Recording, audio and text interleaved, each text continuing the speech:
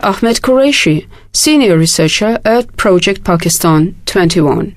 It is clearly a sign to Mr. Khan that he will be considered someone who is not welcome in the United States.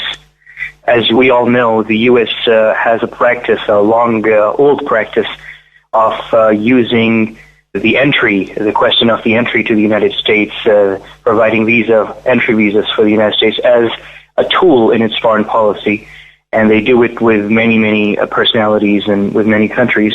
And this was part of that, and it was a sign to Mr. Khan that if he continues to raise the question of CIA drones, he would be considered someone who is not welcome in the United States. And it is also a sign on how much Mr. Khan's own activism on the question of drones in the weeks past really did sort of damage the position of the U.S. government, and in particular the CIA's own position inside the United States on the question of drones. So the CIA has been very active. We've seen many write-ups and commentaries in the American media, often, I would say, this is my opinion, written by apologists of CIA's position on drones, arguing that this may not be a perfect weapon, but it's a good weapon and should continue and so forth.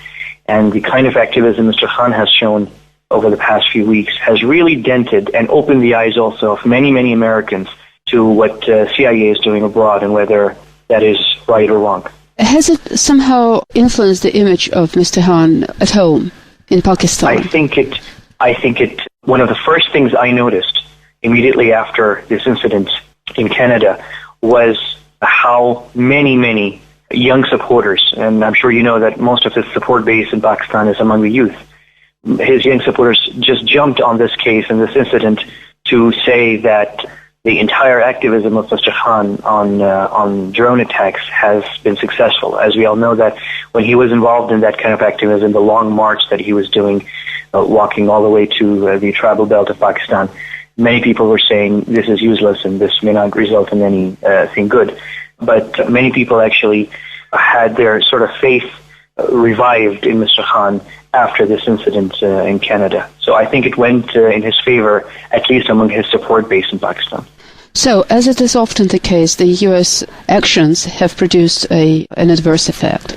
Absolutely. I mean, if they were trying to sort of undermine his credibility or undermine his reputation or image as someone who can engage the international community and especially also engage the United States, if that was the purpose of this action, I think it backfired clearly because it sort of provided a lot of reasons for many Pakistanis to support Mr. Khan even more than they did before, and it provided his supporters an argument to say that look, the Americans are victimizing him. He must be doing something right.